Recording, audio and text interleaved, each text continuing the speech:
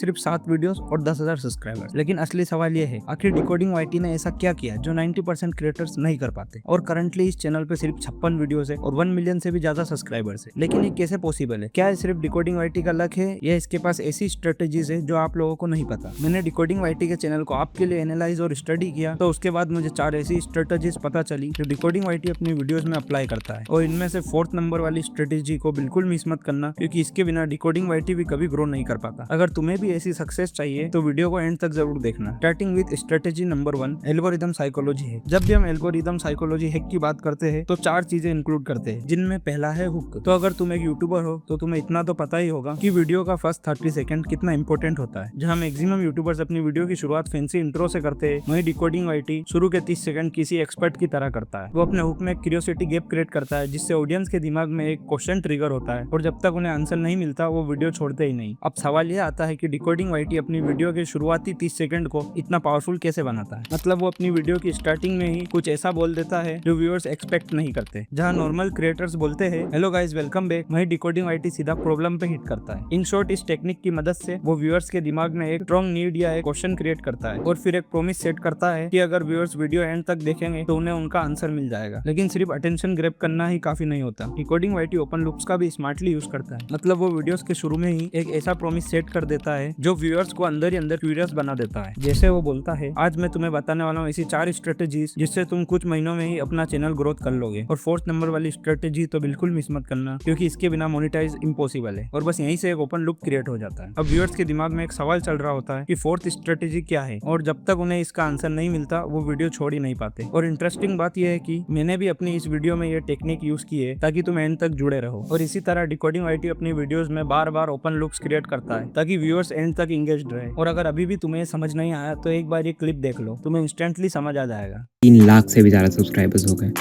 Surface level पे it might seem lakh, but algo के channel को स्टडी करने के बाद मुझे पता चला कि एल्गो के पास एक 4 स्टेप फॉर्मूला है जो वो अपने 90% वीडियोस में यूज़ करता है। और इसका जो 4th स्टेप है ना, वो इतना इंपॉर्टेंट है कि शर्त लगा लो, एल्गो इसके बिना कभी ग्रो नहीं कर पाता।